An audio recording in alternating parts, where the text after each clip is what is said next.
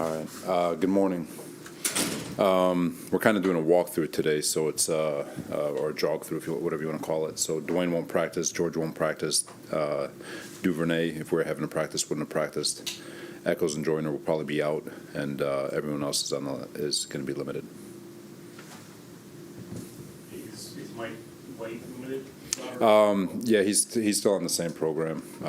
He's listed as a full participant. Sorry about that. But he's on the same schedule. Same with Flacco being number 2. Yeah. Robert, how did you handle the Damar Hamlin situation with your team this morning? It's unfortunate tragedy. Just open it up to the team in the team room. Just open it up for the guys to speak. Obviously, our doctors were in there if they had any questions for the docs, and gave the doctors the forum to kind of speak on that too. But a very hard situation, as I'm sure it is in every building in the NFL right now. So just our thoughts and prayers to him, and praying for a speedy recovery. When something, I mean, this is a pretty unique situation, obviously, but when something like that happens, like, do you reflect on, the nature of the sport and how, you talk to these guys and how you approach this kind of thing? Yeah, I think when you're in the building, I don't think it ever leaves you on how when I've gotten up here and I've talked about how these young men deserve everything they got, they earn it all, and they deserve to have as much as they're asking for, and and they deserve whatever the NFL is willing to give them. It's because we know what they do every day. We know how hard it is to play this game. And it's not just playing the game of football, it's all the preparation and how much their bodies hurt every day. And when you look at guys like Dwayne Brown and George Fenton, how much they're sacrificing just to step on the field, I think it's a reminder, but I think it's a giant punch in the gut to everybody, especially outside NFL circles, who just watch it and lack the actual empathy to put themselves in the shoes of these football players and what they do and what they go through on a daily basis. What did you see from your players in that room when this discussion was being had? I don't know. It's I think more curiosity. Again, it'd probably be more of a question for them. Robert, I think everyone who plays football knows what they're signing up for in terms of ankles, knees, shoulders, hips.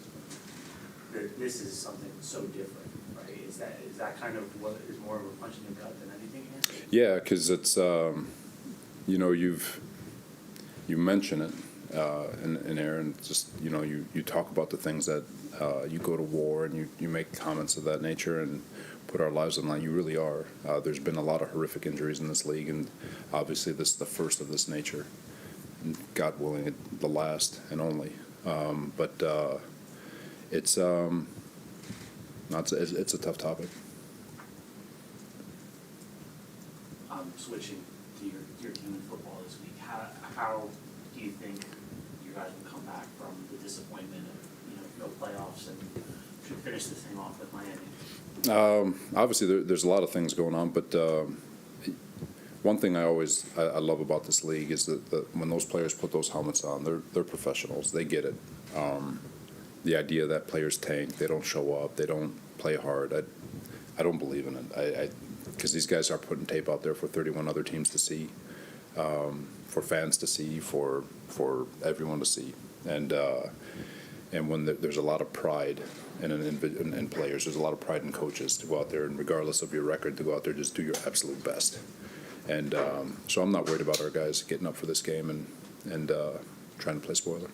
Do you anticipate maybe working some younger guys who had not seen much time this year into some sort of rotation, just to take a look at them? Barring an injury, no. There's guys have been playing. They deserve and a lot of guys have earned the right to finish the season strong and finish the season that they started. So it's I think you always you want to keep the main thing, and in this building, I feel like we've always stood firm on giving the people who deserve the opportunity to play that opportunity to play.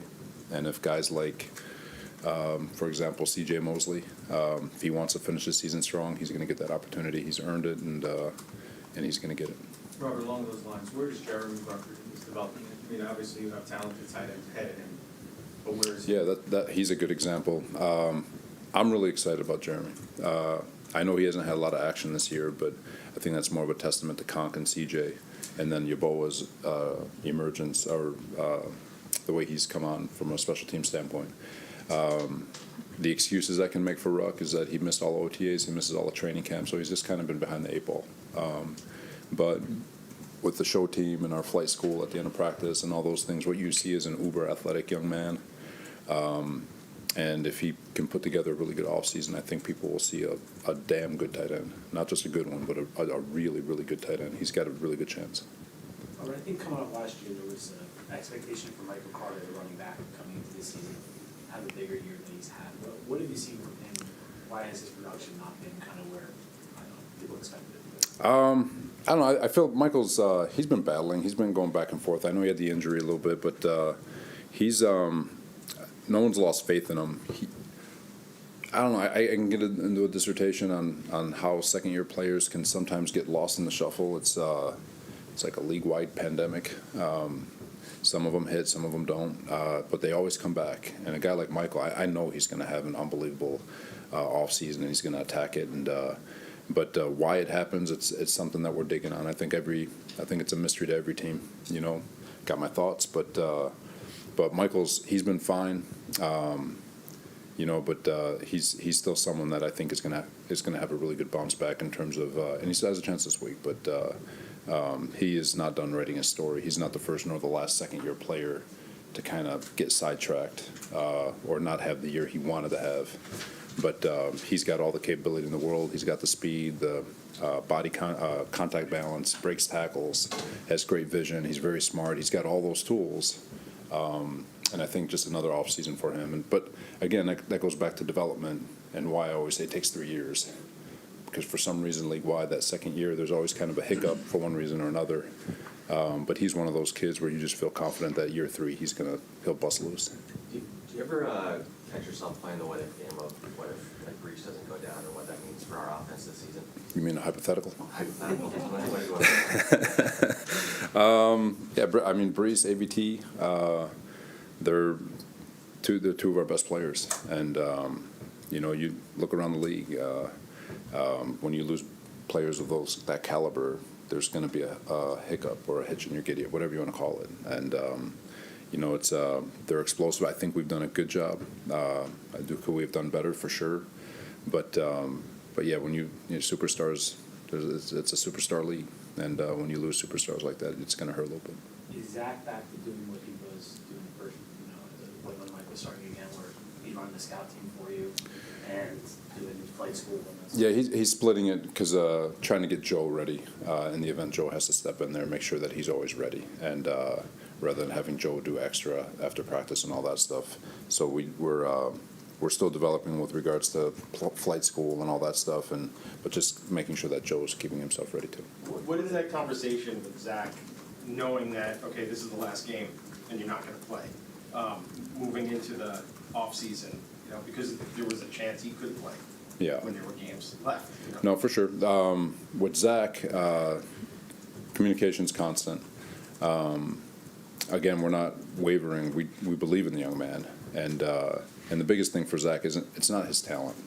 We want to make sure that we reconnect with Zach and regain his confidence and regain his confidence in himself and us and him, just all of us, and just to make sure that he is back on track, get his footwork down right, get his mechanics right, get his mind right. And so it's not a talent thing for Zach. I don't believe that. I just think, like I said when I said reset, we're going to work our tails off to help him, and we're committed to that. One of the narratives with Zach out there is Zach and the scheme fit, and maybe the Jets didn't alter their scheme enough to suit his strengths. His strengths clearly are outside the pocket, off schedule, whereas he doesn't seem as comfortable in a structured. Do you think you guys, looking forward, maybe need to be more open and flexible to the idea of adjusting the scheme or to fit in? There's always going to be a challenge.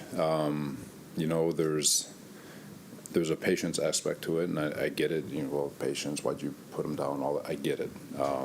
There's things a lot deeper than it, but you can look back and say a lot of things on what ifs, but at the end of the day, a quarterback's got to be able to sit in the pocket and he's got to be able to deliver the football. That's league wide. Period.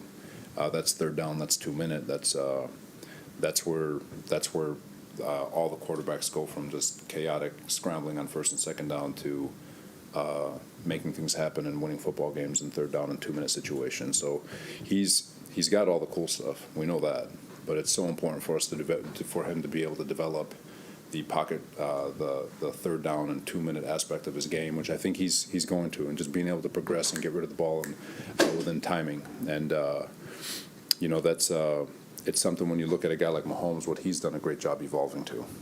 It was chaos early in his career, but he'll sit in the pocket and kill you if you let him just dink and dunk you. He's completely evolved his game, and it's for Zach, like I said, it takes time. You just see it all over the league where these quarterbacks hit, and they're hit, especially this year. When you look at what Sam's doing in Carolina, doing a really nice job, and Geno, just from a relatable standpoint. These guys take time, and we're going to give them that time. Say a couple more. How much does the team relish the spoiler role this week? You can ask them. You can ask the players, but it's the same thing. Another championship game. I know it's technically not, but you got to keep your mindset in that. And if anytime you have a chance to put step on the field, you've got to step on the gas and do the absolute best you can. And would it be nice to have McDaniel hanging out with me poolside in a couple of weeks? You damn right it would. But really, it's more about us and making sure that we're focused on finishing the season strong and being our absolute best. And whatever happens, happens. We've talked so much about the young kids growing up and everything like that. Could you have imagined going into this season that Sauce and Garrett would have the impact that they have? They're probably the two front runners for their offensive defense for the year. Could you imagine that they would be this good this week? You never do with rookies. I'm always anticipating flash plays and headaches and hair pulling moments, and not that I have hair, but just chaos. That's what usually comes with rookies. That's why youth is so hard to stick with, because it can make you look really bad as a football coach. But fortunately for those two, they've made coaches look really good. And the biggest thing I can say is that the second they walked into this building, and I'll put Breece Hall and Jermaine Johnson, I know he doesn't get much fanfare, but that son of a gun's going to be good, really good. And but it's not too big for them. They stepped right in. Their mindset, their desire, their work ethic, they've stepped right into it, and it just hasn't been too big for them. And that's why you've been able to see them consistently get better throughout the course of the year. Robert, going back to Zach, with everything he's been through this year, do you want him to just get away from football for a while and go lay on a beach and just clear his head? Like, is Read that a going to be book. an important part of his off season? Is just kind of clearing his head? Yeah, it's go read a book, go do something, get away from this game, just reset. I think the greatest strength and greatest gift you can give yourself as a human is to figure out what's important to you. What do you value, and how can you stick to those values day in and day out? That is the greatest gift you can give yourself, is to discover yourself. And I think Zach needs to get away, read a book, and figure that out. Do you think early in the season, maybe coming out of training camp, or when he came back from the injury, did you think he was getting close to clicking, and it just kind of something? Yeah, no, absolutely. And that's what's promising. I know I keep referencing that fourth quarter of Pittsburgh. It's real though. I don't care. You can. Miami, he played really well, and it just slowly got away from him a little bit for one reason or another. And how do you find that consistency? Like I said, it starts with knowing oneself. Call it Zenish if you want, but Zach has got all the talent in the world, and we have all the confidence in the world in him. It's just like I said from this reset, and we're gonna grind with him. We are, and through hell or high water, we're gonna figure out how to get him to where we know he can be. Thank you, everyone. All right, thanks, guys.